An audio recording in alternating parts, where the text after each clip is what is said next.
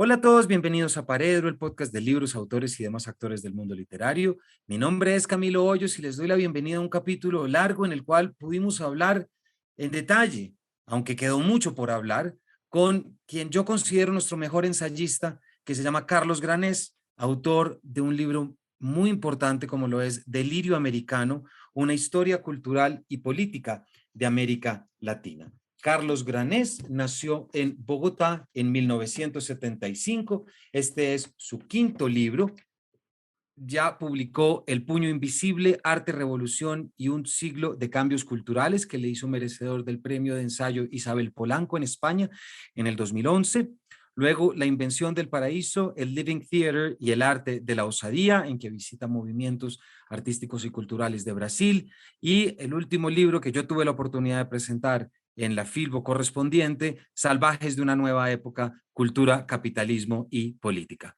Para el día de hoy estaremos viendo cómo esa pregunta que siempre nos ha perseguido de cómo se relaciona la política y el arte, de qué manera se aprovecha el arte de la política y la política del arte, y sobre todo hasta dónde debe llegar lo político frente a lo artístico y viceversa, lo artístico frente a lo político, serán temas que exploraremos de una manera muy particular el día de hoy, porque un libro como el de Carlos no está por allá sembrado en las alturas donde surge esa poesía de los viejos padres, sino al contrario, es un libro casi que un manual de instrucciones para poder entender muchas de las cosas que tiene no solamente la sociedad colombiana, sino muchos temas que estamos viviendo a lo largo y ancho del mundo. Así es que les doy la bienvenida a un capítulo sobre Delirio Americano, una historia cultural y política de América Latina de Carlos Granés, un libro que consideramos fundamental leer hoy en día. Así que bienvenidos a este capítulo de Paredro.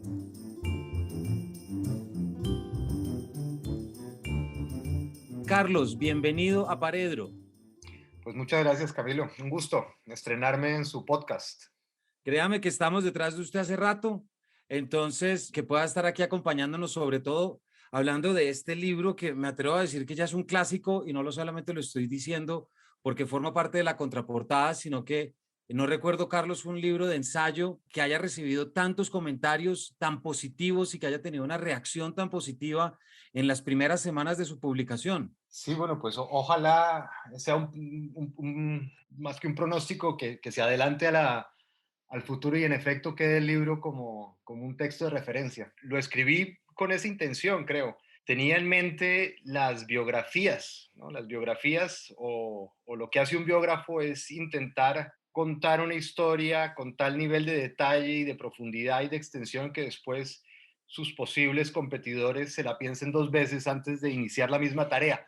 Entonces, quizás yo tenía ese ejemplo en el horizonte y por eso me lancé, ya entrados en gastos, a hacer una historia cultural y política de América Latina tan minuciosa, extensa y divertida como fuera posible. Me interesaba mezclar los tres elementos, es decir, realmente mostrar la riqueza cultural del continente, la exuberancia, la enorme variedad, no detenerme en los lugares comunes, sino ir en busca de poetas, pintores, narradores, intelectuales que hicieron cosas maravillosas y que hoy en día están bastante olvidados o eclipsados, rescatarlos, analizarlos, explicarlos y ponerlos en contexto, lo cual significa entender las relaciones políticas en las que estaban inmersos, cómo ciertos problemas sociales, ciertas novedades históricas, cierto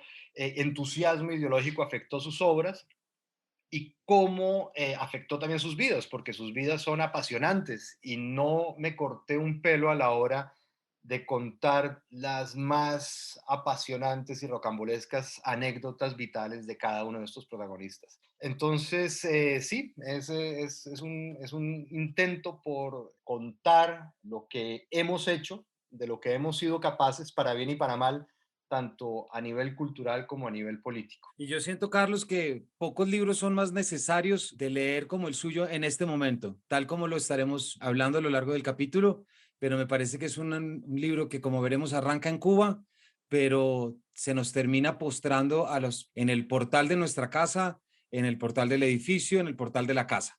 por muchas de las cosas que estamos viviendo y que estaremos viendo ahorita. Carlos, antes de arrancar con el libro, quienes lo venimos leyendo a usted desde hace prácticamente 10 años, hemos visto esa evolución, no sé si decir en su pensamiento o en sus obsesiones, pero sí me gustaría preguntarle que nos cuente un poco para que nuestros oyentes entiendan cómo ha cambiado, Carlos, sus intereses desde ese 2011 en que se ganó el premio Isabel Polanco con El puño invisible, por ejemplo, y que después pasó por La invención del paraíso, Salvajes de nuestra época. ¿Cómo ha sido esa biografía intelectual de usted como ensayista en los últimos 10 años? Ha habido evolución en cierto sentido y en otro casi que no me he movido del mismo punto, porque Delirio Americano en realidad iba a ser una parte del Puño Invisible. Cuando yo empecé a investigar y a escribir, a escribir ese libro, tenía en mente abordar los procesos de vanguardia o los procesos o el interés de los artistas por la revolución y por la transformación social y la creación de hombres nuevos en Europa, en Estados Unidos y en América Latina. E incluso por allá en el 2009 yo empecé a estudiar sobre el muralismo mexicano, la Revolución Mexicana, las primeras vanguardias latinoamericanas. Empecé a investigar, a leer bastante para meter una línea de evolución cultural latinoamericana en el Puño Invisible, pero rápidamente me di cuenta que el universo latinoamericano era riquísimo, era enorme y que merecía un libro aparte. Entonces lo aparqué ese proyecto y finalmente empecé a escribirlo sin dejar de estudiarlo y sin dejar de prepararme para la empresa.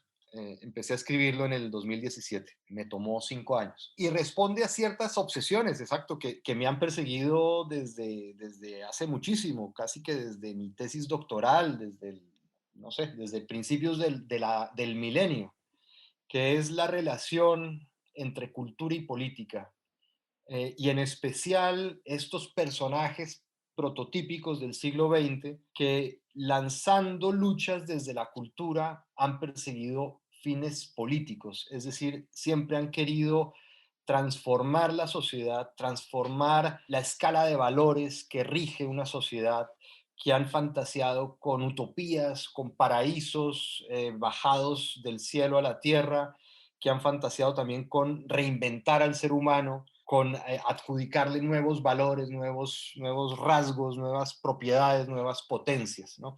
Son artistas muy interesantes, muy personajes del siglo XX, del siglo de los cambios, del siglo de las revoluciones, del siglo de las utopías, del siglo del dinamismo mecánico, que por lo general ofrecen no solamente obras maravillosas, experimentales, complejas, ricas, innovadoras, sino además biografías fabulosas, porque son los artistas que han bajado de la Torre de Marfil, que no se han quedado simplemente como creadores de versos o de cuadros, sino que han participado activamente en su tiempo, que se han visto involucrados en las luchas sociales, en las luchas políticas, y que con frecuencia, sobre todo en América Latina, han pisado parlamentos e incluso palacios de gobierno. Entonces son figuras muy fascinantes, ¿no? Y Delirio Americano es un compendio de todos los protagonistas de esa historia en nuestro continente. Y además, Carlos, 10 años después llegamos a la palabrita o al título delirio. En efecto, llegamos a la palabra delirio, que me parecía que encajaba muy bien o que servía de bisagra para entender los fenómenos culturales y políticos latinoamericanos, porque el delirio en manos de un poeta puede producir grandes prodigios, grandes maravillas, pero en manos de un político puede ser el camino más seguro y directo a la barbarie, al fracaso, a la catástrofe o a la tragedia. Y creo que eso define bastante bien lo que ha sido América Latina. El delirio nos ha permeado a todos, todos somos un tanto delirantes, pero en manos de los artistas el resultado ha sido fantástico, mientras que en manos de los políticos el resultado ha sido más bien penoso. El libro intenta mostrar esa contradicción, esa paradoja, que mientras que artes plásticas, la poesía, la literatura, la arquitectura incluso, hemos sido grandes potencias y le hemos dado a la humanidad grandes cimas, ¿no? Grandes Everest, grandes 8000. Políticamente es muy poco lo que tenemos que enseñarle a nadie, es muy poco lo que tenemos para ofrecerle al resto del mundo. Y es una paradoja penosa, tremenda, es trágica. Y eso es lo que vemos a lo largo del libro. Bueno, Carlos, ¿por qué no nos metemos un poquito? Su libro tiene tres partes. La primera parte de entre 1898 y 1930, que habla de un continente en busca de sí mismo, el americanismo y los delirios de la vanguardia. Luego una segunda parte que va entre 1930 y 60, que es los delirios de la identidad, la cultura al servicio de la nación. Y por último, una tercera parte entre el 60 y el 2022, es decir, ayer, es decir, los delirios de la soberbia, revoluciones, dictaduras y la latinoamericación de Occidente. Quisiera que arrancáramos, Carlos, contándonos un poquito de esa primera parte.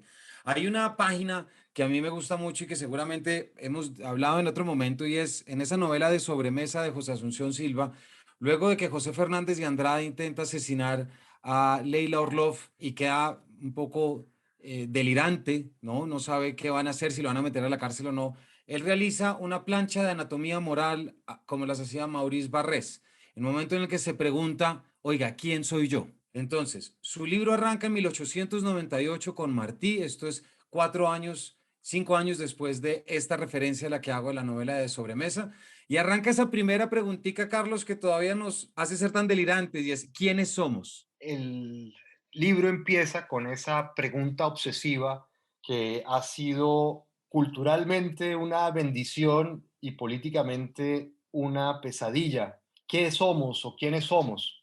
El siglo XX latinoamericano empieza con esa pregunta y empieza no en 1900, sino antes, en 1898, cuando estalla la guerra hispano-estadounidense. Ese es el momento en donde España pierde su última colonia o sus últimas colonias en el Caribe, que son Cuba y Puerto Rico, y se cumplen los peores presagios de Martí, y es que una nueva amenaza imperial se cierne sobre América Latina.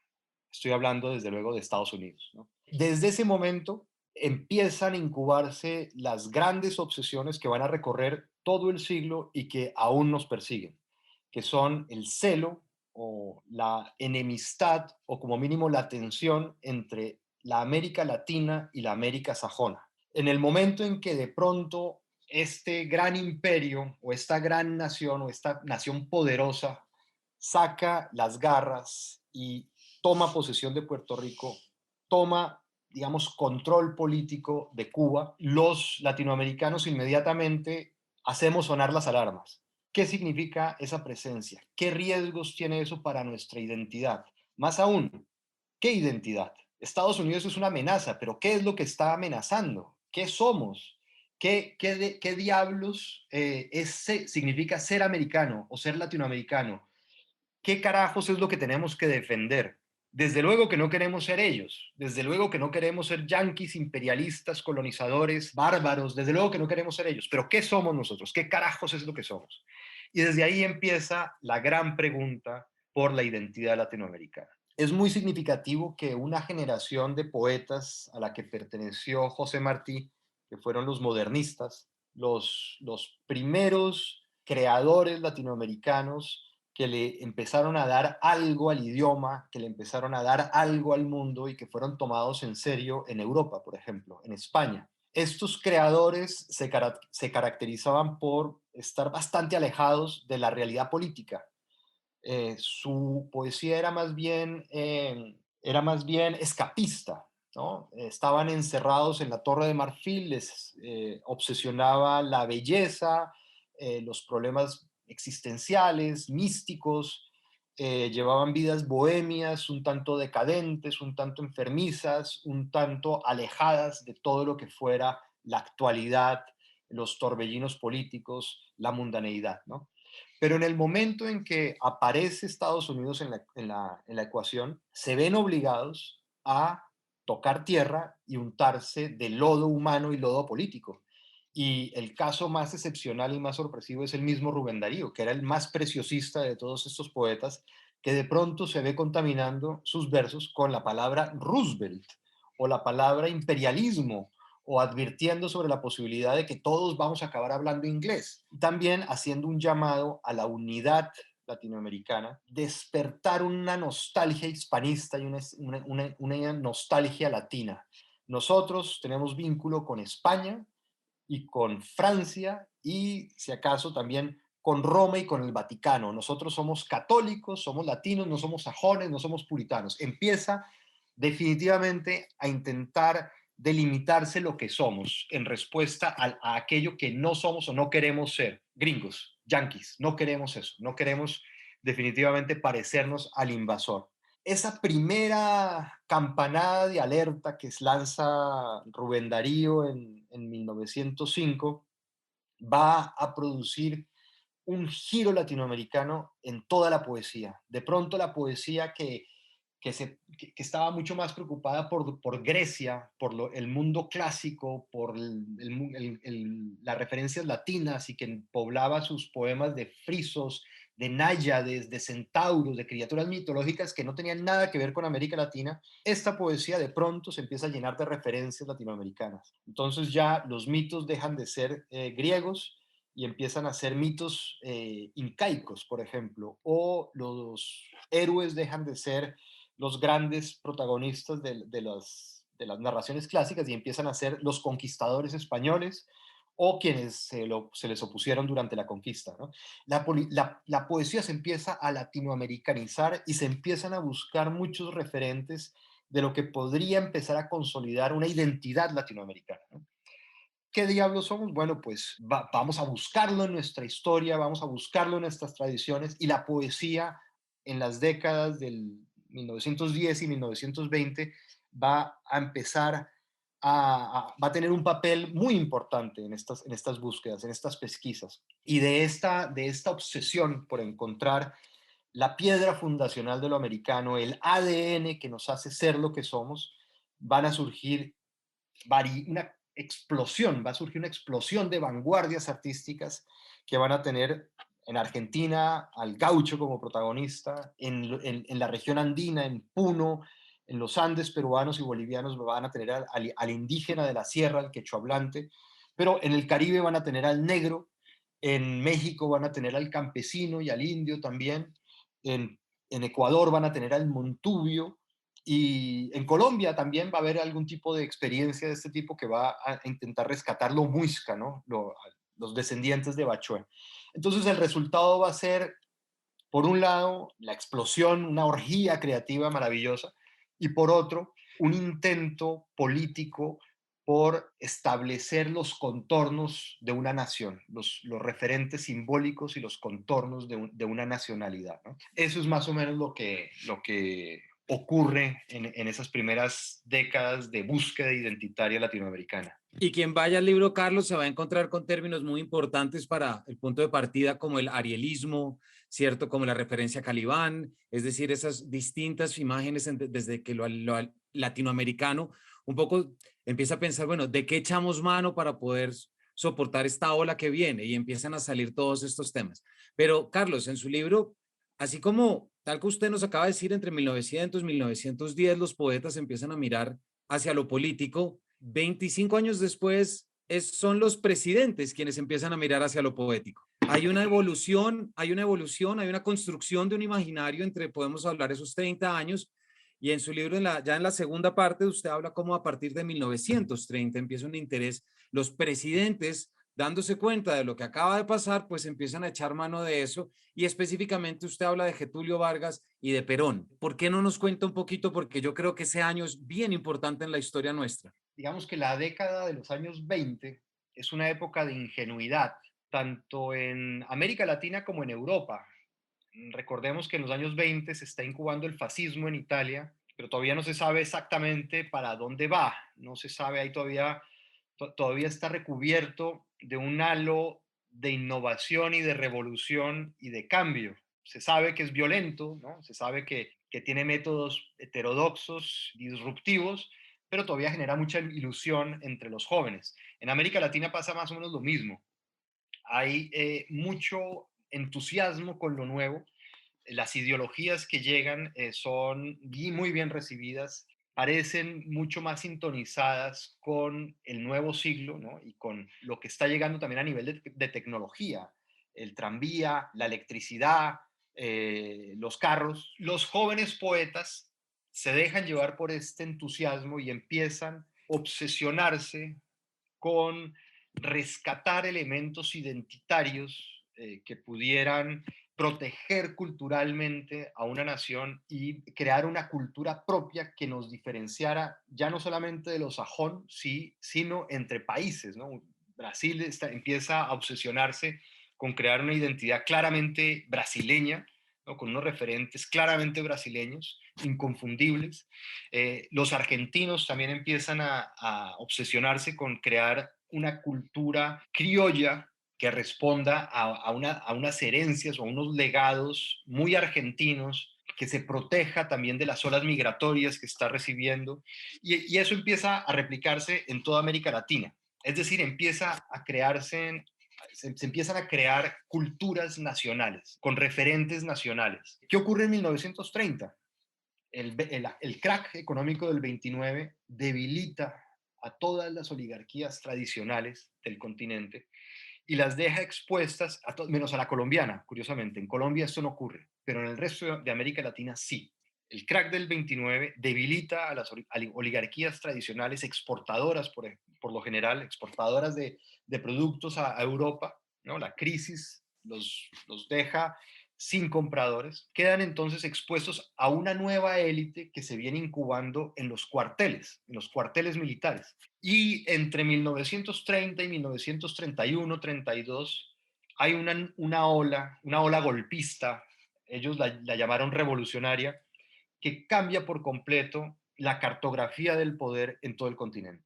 Desde Guatemala hasta Argentina llegan nuevos presidentes, en realidad dictadores, por lo general venidos del ejército, sin duda alguna muy nacionalistas, y la mayoría de ellos muy seducidos con el ejemplo de Mussolini. De pronto América Latina se vuelve nacionalista y se vuelve muy filofascista. Este es un secreto muy bien guardado del que no se habla lo suficiente, pero hubo una fascinación tremenda de América Latina, de los caudillos de los años 30 por Mussolini. Y aquí entran José Félix Uriburu, el dictador argentino, Getulio Vargas, el caudillo militar, tuvo muchas metamorfosis, empezó como revolucionario, después fue demócrata, después fue autoritario, después fue populista, pero él también estaba fascinado con Mussolini, y ni hablar de los militares centroamericanos. Jorge Ubico, el guatemalteco, se enorgullecía de llamarse a sí mismo el Hitler guatemalteco. Maximiliano Hernández Martínez, que era un dictador delirante, un teósofo, telépata, del que García Márquez tomó más de una anécdota para componer sus delirios en Cien años de soledad. Él también era un filofascista, confeso, y en general en toda América Latina pasó, en Perú también, Sánchez Cerro era filofascista, todas partes llegan este nuevo tipo de caudillos. ¿Y qué es el filofascismo? El filofascismo es una exacerbación de lo propio, es una reivindicación de las esencias nacionales y una inflamación del orgullo patrio que a su vez necesitaba de una cultura nacionalista, ¿no? Necesitaba de figuras culturales que, ya que ellos se iban a encargar de crear una nación, estos personajes, la gente de la cultura, le iba a dar a esa nación una nacionalidad, es decir, una serie de símbolos, de referentes, de mitos, de historias que cohesionaran a una población que vivía entre unas fronteras, ¿no? Entonces fueron muy hábiles cooptando a los creadores. Hay tres casos muy evidentes, ¿no? Está claramente el de Getulio Vargas, el de Perón, ¿no? El de Perón, el del peronismo, que es un poco posterior, pero viene en la misma línea de Uriburu, y el de México, en donde después de la revolución, tanto caudillos como artistas que habían estado repartiendo tiros durante toda una década, entre 1910 y 1920, todos entran a ser parte de un nuevo establishment político-cultural en donde se reúnen los caudillos que no murieron, los que sobrevivientes, y los artistas que estuvieron acompañando todo este proceso revolucionario. Entonces es el momento en donde hay una sintonía entre poder político y gente de la cultura. Todos van a empezar a trabajar juntos. todos van a empezar incluso a compartir despacho, porque van a empezar a entrar a los ministerios, van a tener encargos oficiales, van a ser los representantes del país en el extranjero, muchos van a entrar al cuerpo diplomático. Es decir, va a haber una sinergia, no una sinergia, un matrimonio casi entre política y cultura durante esos primeros años. Carlos, y ahí es cuando usted habla de un tema que yo no conocía y que me parece que, como tantas otras cosas de su libro, son fundamentales para poder entender el mundo ahora. Y es algo fundamental. Aquí en Colombia, por lo menos el año pasado, hubo una apropiación, si se quiere, de muchos aspectos de discursos indigenistas o incluso la figura de lo indígena. Y siempre se contemplaba como un arma contra la derecha, contra un establishment, contra aquello que tenemos que subvertir. En cambio, usted nos cuenta de ese caso, si no me equivoco, en México, en que precisamente es la derecha quien se apropia del muralismo y de todo un arte indigenista precisamente para formar parte de un proyecto nacional. ¿Por qué no nos cuenta si sea brevemente eso, que a mí me parece que lo pone uno a pensar? Más que en México, fue en El Salvador. El caso más evidente es El Salvador, con Maximiliano Hernández Martínez. Maximiliano Hernández Martínez no solamente era un tipo filofascista, sino que ha sido de los grandes etnocidas de América Latina. Era militar de derecha, derecha, ultraderecha, pero muy nacionalista también. A él en 1932 los campesinos se le rebelan, instigados por el Partido Comunista, por Farabundo Martí, por ejemplo, el famoso, el mítico Farabundo Martí. Este levantamiento atrae también a la comunidad indígena, a los indígenas pipiles del Salvador. Y la solución de Hernández Martínez, como de un déspota de aquellos años, es simplemente mandar al ejército a que mate, a que sofoque la rebelión a punta de plomo. Se dice que debieron haber muerto entre 10.000 y 30.000 indígenas pipiles. Es decir, fue un etnocidio en toda regla, fue no una masacre, fue una matanza brutal. ¿Y qué ocurre luego con este personaje, con Maximiliano Hernández Martínez? Bueno, él se convierte en el representante eximio del arte indigenista salvadoreño. Es decir, él mismo empieza a promocionar a un escritor como Salarrué, que era el escritor indigenista más importante de Centroamérica. Empieza a enviar a pintores indigenistas, a Manuel Vides, creo que Luis Vides, no recuerdo exactamente su nombre, a exposiciones a Costa Rica, exposiciones en donde termina ganando el premio central, empieza a promocionar a un grupo folclórico que es el grupo Mansferrer, y él envía una comisión al Congreso Indigenista, al primer Congreso Indigenista de Pátzcuaro que organiza Lázaro Cárdenas en México en el año 38 o 40. Es decir, se convierte en un promotor del indigenismo, se arropa del prestigio del indigenismo para pasar como un caudillo progresista y como un caudillo preocupado por la población popular, ¿no? Es decir, el indigenismo da un semblante popular, ¿no? Hace pensar que se está con el pueblo, con las clases desfavorecidas. Pero el problema y el caso de Hernández Martínez lo ponía de manifiesto es que esto puede ser una simple fachada.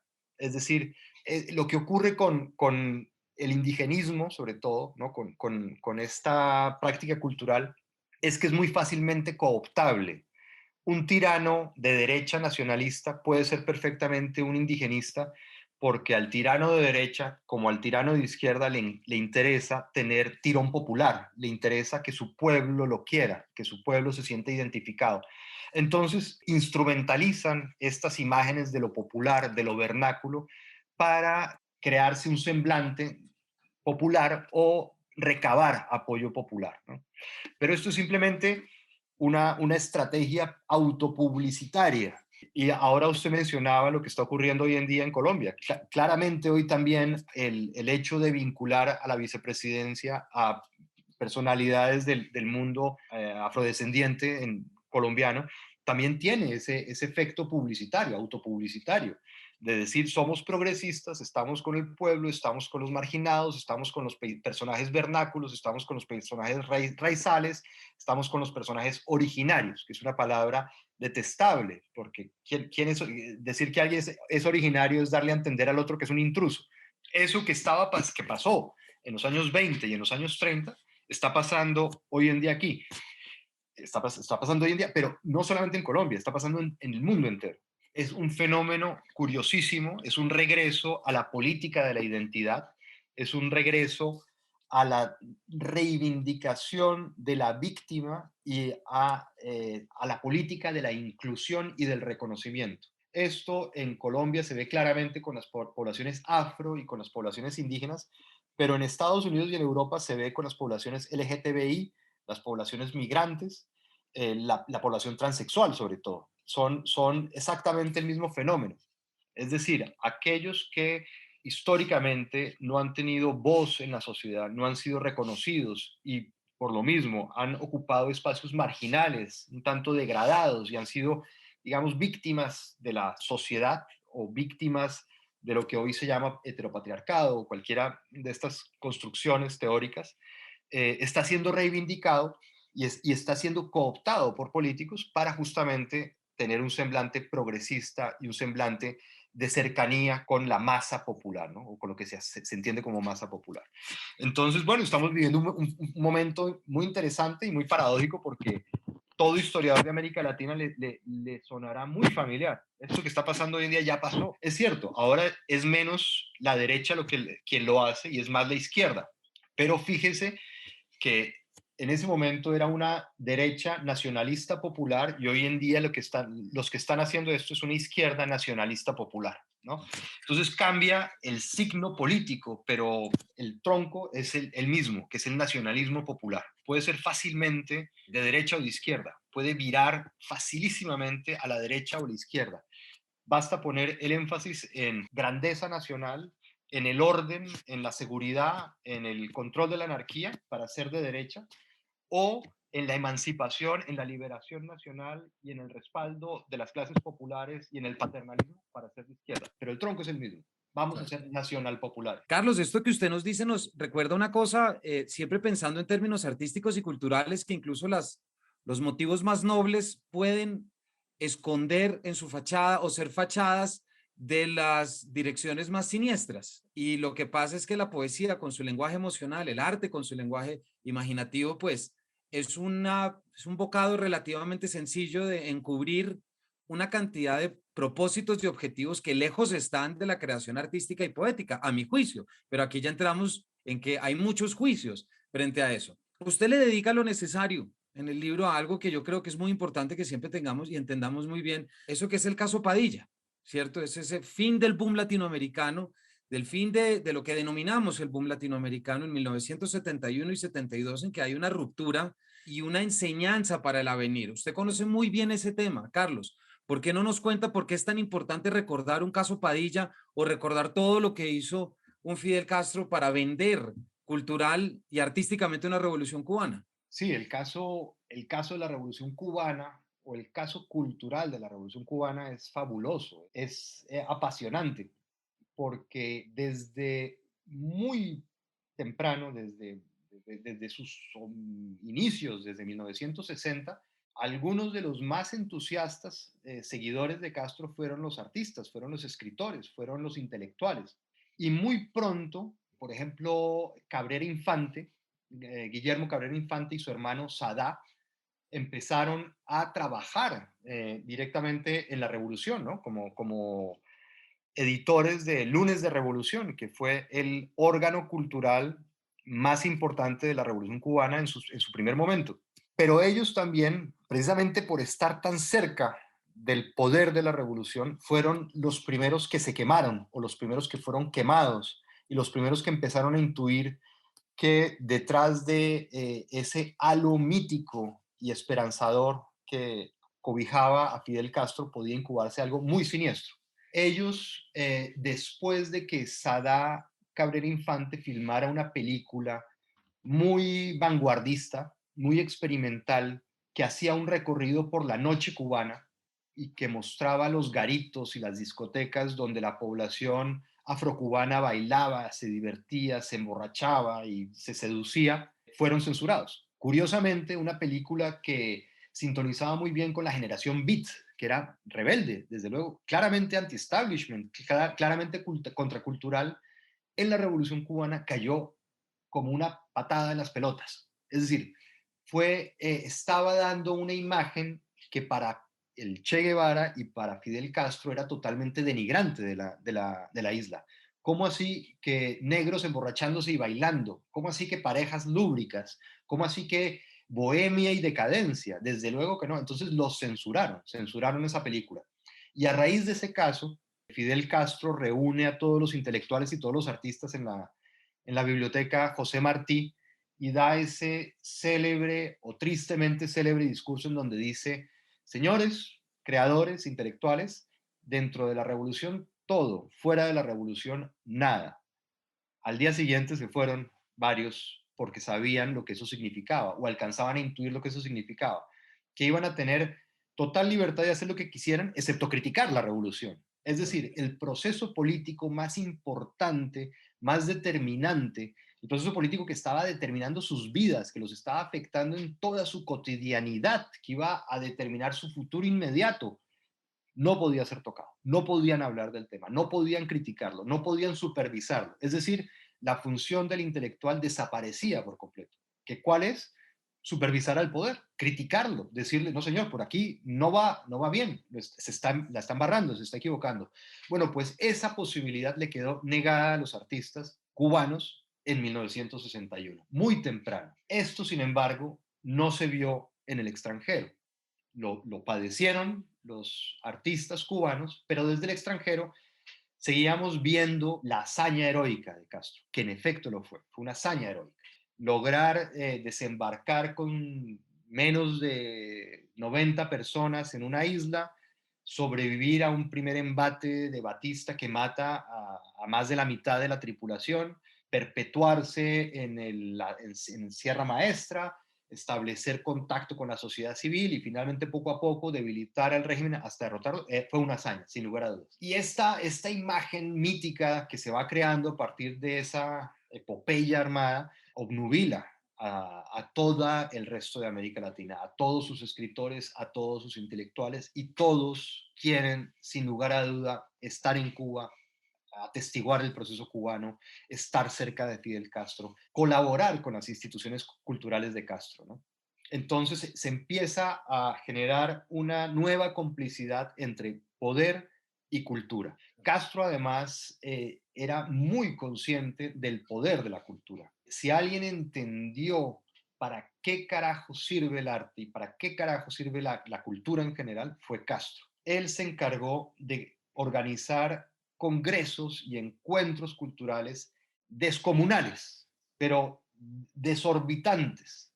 Todo aquel que en Occidente tuviera algo que decirle a la humanidad, que tuviera un nombre o un prestigio cultural, acababa en Cuba en alguno de estos congresos. Además, llevaba vanguardias europeas que al día de hoy no se conocen en América Latina. Bueno, pues Castro los llevaba en tiempo presente a Cuba a exponer, a trabajar, a que conocieran el proceso revolucionario cubano, a que fueran a Guantánamo, los sentaba en primera fila para que oyeran sus discursos, es decir, les daba la experiencia cubana al completo. ¿Para qué? También se los recordaba siempre al despedirlos, siempre en la clausura de estos congresos, el encargado de dar un discurso era él. ¿Y qué les decía? Bueno, ustedes también son guerrilleros, ustedes son guerrilleros de la cultura, ustedes son embajadores de la revolución cubana, ustedes ahora tienen que llevar el mensaje de la revolución a sus países. Y en efecto, estos grandes eventos, este poder seductor de Castro, de su revolución, contaminó a decenas, cientos de creadores alrededor del mundo que se volvieron defensores de la revolución cubana, ¿no? Terminaron haciendo proselitismo a favor de Cuba, convencidos de que por fin en América Latina iba a haber un movimiento o un sistema socialista que corrigiera todas las inequidades, todas las injusticias, los problemas de alfabetización, los problemas de indigencia, la pobreza, que eran reales y que son reales y que siguen ahí, que por fin iba a haber un régimen encargado de corregirlos sin coartar la libertad. Es decir, un régimen que además estaba a favor de los artistas, que los promocionaba, que se interesaba por ellos, por sus creaciones, etcétera, etcétera. Entonces era la bomba, era la ilusión máxima para cualquier escritor, ¿no? Cualquier intelectual de izquierda o con preocupaciones sociales se veía identificado, sin lugar a dudas. Este señor por fin iba a solucionar todos los problemas con un elemento añadido que le daba más fuerza, poniendo a Estados Unidos en su lugar, despreciando a los yanquis, demostrándoles que en América Latina podían darse procesos sociales no influenciados por Estados Unidos, alejados de su mercantilismo, de su utilitarismo, de su pragmatismo, de su falta de cultura, de su vacuidad, muy latinoamericano y muy efectivo a la hora de solucionar todos los problemas. ¿Qué pasa con el caso Padilla? El caso Padilla es el golpe definitivo que mata la ilusión.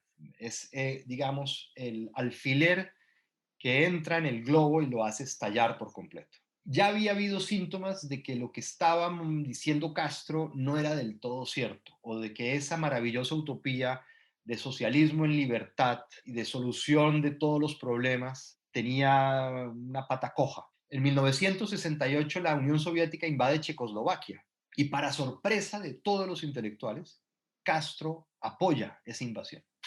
Es decir, un país como Cuba que se preciaba de ser antiimperialista y que se preciaba de ser la resistencia latina a los sajones, a Estados Unidos, de pronto estaba apoyando a un imperio que invadía a una nación chica. Eso no lo podían comprender los escritores, no lo podían asimilar. Otro elemento más, el grupo El Puente, que estaba compuesto en su mayoría por negros y homosexuales, fueron declarados elementos antisociales y acabaron en las unidades de ayuda a la producción, que eran una especie de campos de concentración de trabajos forzados, por el hecho de ser experimentales, de oír rock, de tener inclinaciones beatniks y una sexualidad muy cuestionable si se tiene en cuenta el modelo de virilidad del Che Guevara.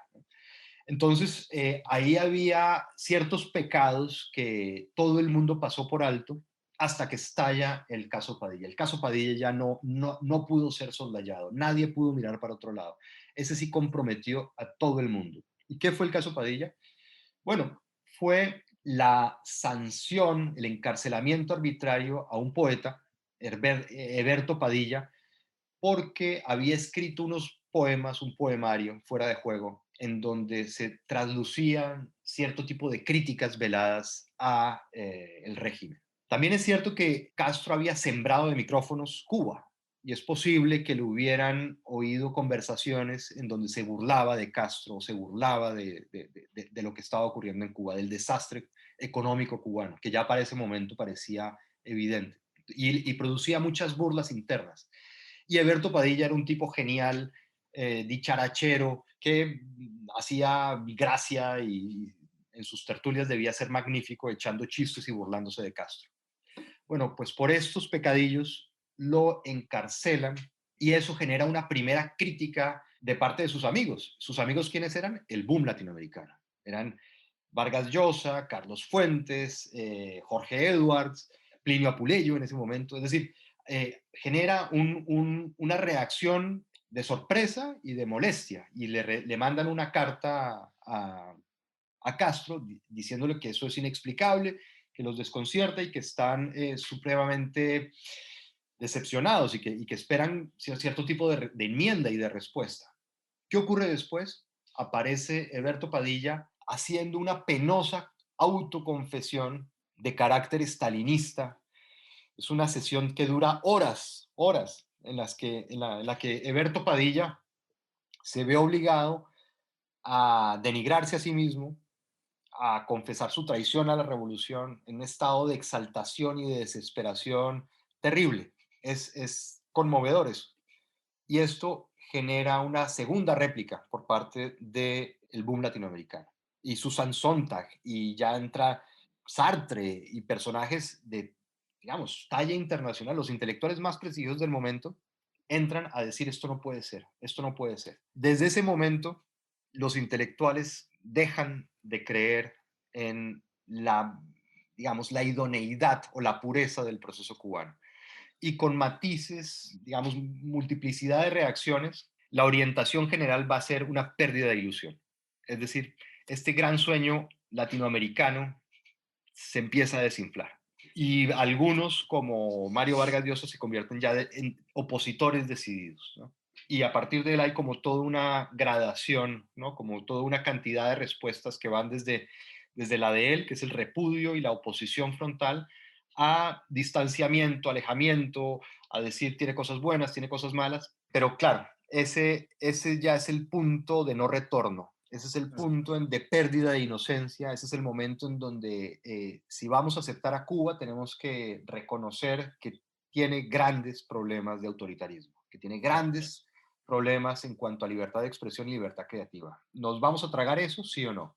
Bueno, pues ahí empiezan a verse en grandes dilemas los intelectuales latinoamericanos. Y ahí estamos hablando, Carlos, del 71, que es cuando ocurre y arranca todo. Se nos está acabando el tiempo, Carlos, pero es imposible no preguntarle por esa siguiente parte, a esto que nos acaba de explicar con tanto detalle. Me refiero específicamente a esa última parte del libro en el que usted le dedica a Bolaño, ¿cierto? En que habla de Bolaño, que es prácticamente entre el 98 y el 2002, que es con lo que usted llama el auge de lo siniestro. Pero me gustaría preguntarle por esa parte con otra preguntita metida. Lo que usted nos acaba de decir ocurrió en el 71, es decir, yo ni siquiera había nacido, pero de repente sigue estando en nuestra puerta de alguna forma. Sigue siendo un constante presente, no lo digo como un éxito, de pronto lo digo como algo negativo, pero está ahí. Entonces, a mí me intriga mucho, Carlos, saber a usted de qué manera haber investigado todo lo que ha investigado y haber terminado el libro con Bolaño y la nueva literatura, cómo este detallado estudio del arte y la cultura le ha permitido mejor entender todo lo que nos viene pasando en los últimos 5 años, que usted llama en el libro también la latinoamericación de Europa, lo que es el auge de la posverdad, es la amenaza tan fehaciente de la cancelación cultural, ¿cierto? Que tiene mucho que ver con la revolución cubana, yo creo, la verdad. Entonces, ¿por qué no para concluir, Carlos, este capítulo que está tan sabroso, por qué no nos empieza a contar cuáles han sido, cuáles fueron de pronto sus enseñanzas después del propio trabajo intelectual para ya permitirle entenderse mejor usted mismo como ciudadano, como colombiano, como español, que yo creo que gran parte de lo que hace esto es eso, es darnos más herramientas para mejor entender lo que está pasando ahora. Por ejemplo, una gran sorpresa para mí y una lección que extraigo de todo este proceso es ver que en América Latina hubo muchos proyectos políticos, prácticamente todos fracasaron y todos están muertos. Pensemos en el priismo mexicano, ¿no? En el proyecto político cultural que surge después de la Revolución Cubana. Tiene una vida larguísima, dura 70 años, de 1920, así no se llamara PRI en ese momento, si no tuviera otros nombres, pero era prácticamente el fermento de lo que después fue el PRI, hasta el año 1997, 2000. Hasta ahí llega el PRI y la hegemonía del PRI, y muere el PRI y se acaba el PRI. Pensemos en el aprismo peruano. El aprismo peruano, que fue el gran invento de Víctor Raúl Haya de la Torre, fue un intento de mezclar indigenismo, un latinoamericanismo indigenista, sintonizado con los intereses de la pequeña burguesía, no marxista, sobre todo nacionalista, nacional popular. Fue uno de los pioneros de lo nacional popular. El APRA llegó al poder con Alan García, fue un desastre absoluto. Después, debido a una coyuntura muy particular, Alan García volvió al poder, pero acabó suicidándose. Y con el suicidio de Alan García, el APRA desapareció por completo. Pensemos en el castrismo o el guevarismo. El castrismo, el mismo Castro llegó a decir como en 2010 que estaba muerto incluso en Cuba, que el castrismo no funcionaba ni siquiera en Cuba. Es decir, es evidente que el castrismo no funciona en ningún lugar, que es un proyecto absolutamente muerto. El guevarismo también está muerto. Ya nadie cree en la teoría del foco. Ningún grupo de 10 jóvenes testosterónicos se roba 10 fusiles para hacer la revolución, creyendo que basta una pequeña mecha para que de pronto todo el mundo se estalle y se encienda la revolución. Eso ya no se lo cree nadie. Luego, todas estas teorías, todos estos proyectos políticos murieron. Y sin embargo, hay uno que está vivísimo, y no solamente en América Latina, en el mundo entero, que es el proyecto peronista. ¿Quiénes están en el poder en este momento en Argentina? Los peronistas. ¿Y quiénes están caldeando los ánimos políticos en Europa y en Estados Unidos? Los populistas que de alguna manera replican las fórmulas peronistas de hacer política. Es decir, lo que está vivo ni siquiera es lo nacional popular o el nacional populismo de los años 30, sino el populismo que se inventa Juan Domingo Perón en 1945. ¿Qué es este populismo? ¿Cuál es esta versión del populismo? Es causar gran fervor popular, establecer un vínculo directo con el pueblo, y no ciudadanía, porque no tratan a la población como ciudadanos, sino como pueblo, un vínculo directo con el pueblo para convertirse en la encarnación de ese pueblo y ganar unas elecciones. Una vez en Palacio, se empieza la demolición del sistema democrático. Se empieza la demolición con artilugios judiciales, con pequeños triquiñuelas que le permiten al Poder Ejecutivo conquistar sobre todo el Poder Judicial. Fue lo que hizo Perón. Se descubrió por allá un artículo en la Constitución que decía que los jueces podían ser suspendidos por mal funcionamiento, por malas acciones o mala práctica. ¿Y cuál mala práctica él aduce para destituirlos? El haber legitimado los golpes de Estado de 1930 y 1943 en los que él mismo había participado. Es decir, estaba acusando a los jueces de haber legitimado sus propios golpes de Estado. Luego, el cinismo hace parte del populismo, ¿no?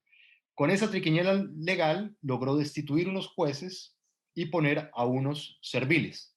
Inmediatamente las tres ramas del poder estaban en manos del peronismo y acto seguido propuso una constitución. ¿Cuál fue el primer artículo o articulito que cambió? El 45. ¿Y qué decía el artículo 45? Prohibida la reelección.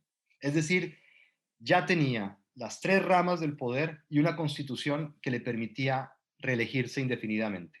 Lo único que le bastaba era establecer una relación clientelar con el pueblo para captar votos o tener un voto cautivo que le garantizara triunfos electorales.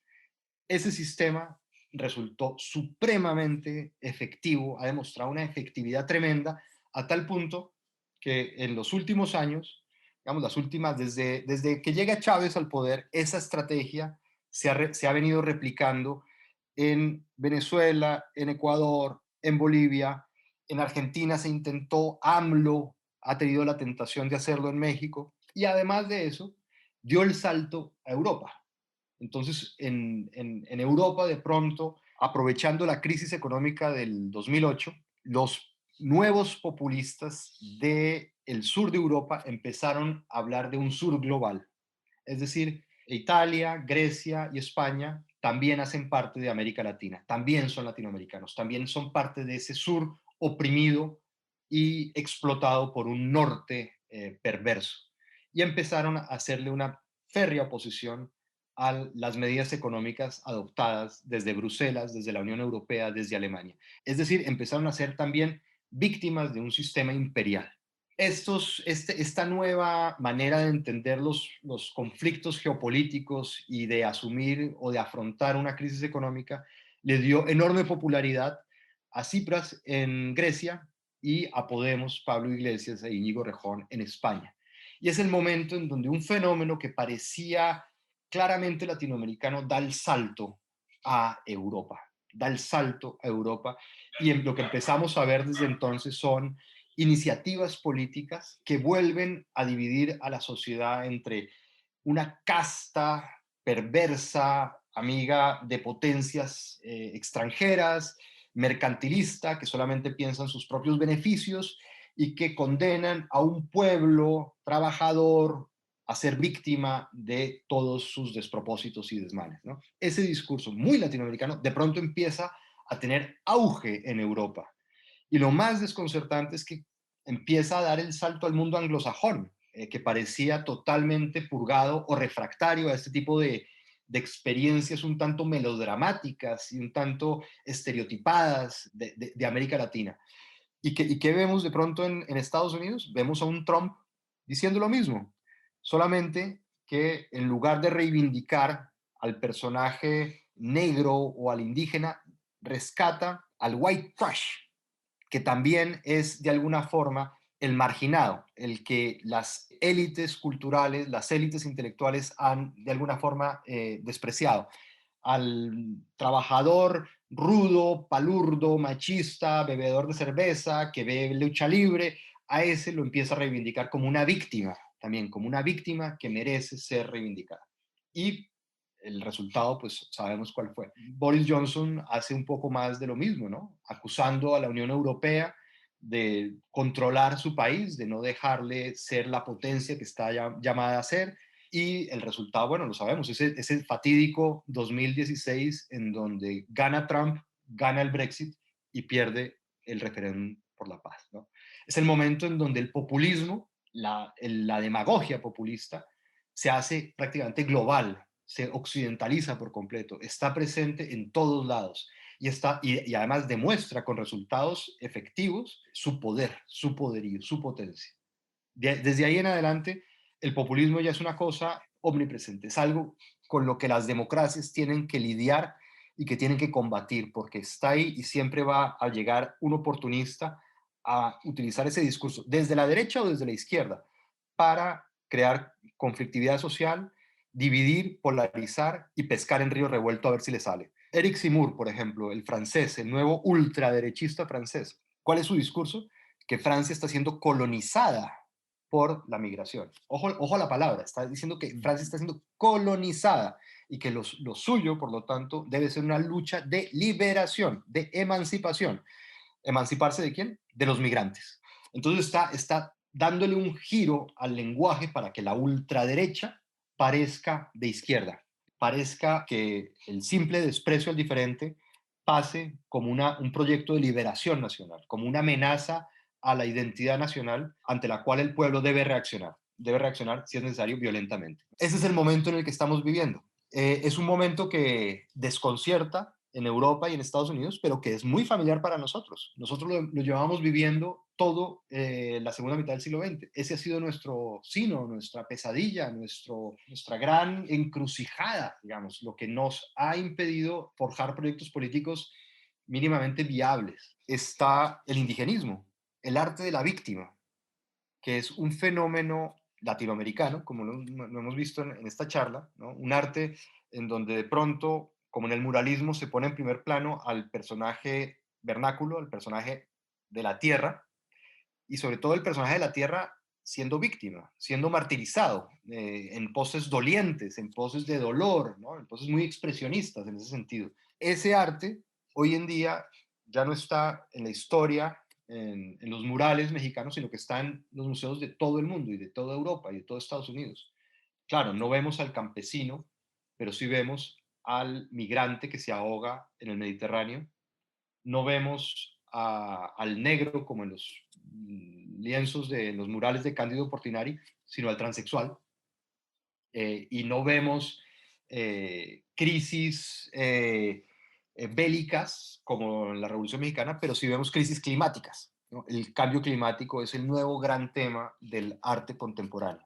Es un regreso a ese arte de la víctima, a ese poner en primer plano al marginado, al doliente, para reivindicarlo y también para incluirlo, porque el indigenismo que quiso, ese era su propósito noble, incluir en el discurso nacional al campesino, al indígena, al negro, al marginado. Aquí vuelve a ocurrir lo mismo, se quiere integrar, se quiere incluir al proyecto de nación, a la ciudadanía, al transexual, al migrante, al racializado y también defender pues, al medio ambiente, ¿no? Entonces, populismo por un lado, indigenismo por el otro, productos claramente latinoamericanos están en auge en el mundo entero, al menos en todo Occidente. Es el proceso que en el libro yo llamo la latinoamericanización de Occidente. Pues Carlos, muchísimas gracias y ya nuestros oyentes vieron cómo se puede hacer un análisis de los últimos 40 años a partir de cuáles son las manifestaciones artísticas y culturales. Carlos, creo que con esta última respuesta es bastante clara la utilidad de su libro, es decir, no es un libro que se va a subir a esas burbujas, a esas esferas supra, ¿cierto? Supraatmosféricas en las cuales se mueve la poesía, sino es para entender ese análisis que usted nos acaba de dar, eso. Cómo, conociendo mejor la manera como la poesía y la cultura ha actuado en el pasado, cómo está actuando acá. Carlos, se nos acabó ya el tiempo, pero ya que nuestros oyentes ya tienen de bibliografía primaria el libro, pero del inmenso, Carlos, catálogo de poetas, pintores, políticos, actores, hemos dicho todo, ¿con cuál se quedaría para que lo anoten nuestros oyentes y arranquen por ahí? Dificilísimo, dificilísimo. Y escoger a uno solo me parece de una injusticia terrible. Parece supremamente injusto. A ver, para hacer la tarea, simplemente para hacer la tarea y así como hoy digo una cosa, mañana diré otra, simplemente por seguir el juego que me propone, diría que nadie puede morir sin leer Altazor de Vicente Huidobro. Vicente Huidobro es el padre del creacionismo, la primera vanguardia latinoamericana, la primera vanguardia claramente latinoamericana. Y Altazor es el momento más lúcido de este poeta. Es un poema cascada con muchas páginas, muchas partes y una fuente ilimitada de imágenes deslumbrantes. Bueno, pues muchas gracias por meterse al juego injusto de las preguntas categóricas. Para todos nuestros oyentes, hemos estado hablando con el ensayista colombiano Carlos Granés de un libro que podemos decir que ya es un clásico por lo que propone, por su extensión, por la manera como abarca. Nos referimos a Delirio Americano, una historia cultural y política de América Latina, editado muy recientemente por la editorial Taurus, en la cual sí. No se imaginan ustedes la dificultad en definir cuáles son las preguntas porque es que tendríamos otras 100. Así que para poder complementar todo lo que estamos oyendo, pues ustedes ya conocen su camino hasta su librería, ya conocen su librero o librera de confianza, entonces ya saben dónde encontrarlo. Carlos, de nuevo, muchas gracias por el tiempo, por la complicidad y por habernos enseñado tanto de lo que está en nuestro pasado, pero al mismo tiempo debajo del tapete de entrada de la casa. Muchísimas gracias a usted, Camilo. Un gustazo. No, gracias como siempre y a todos ustedes, muchas gracias por habernos acompañado y nos vemos en una próxima edición de este Paredro. Muchas gracias.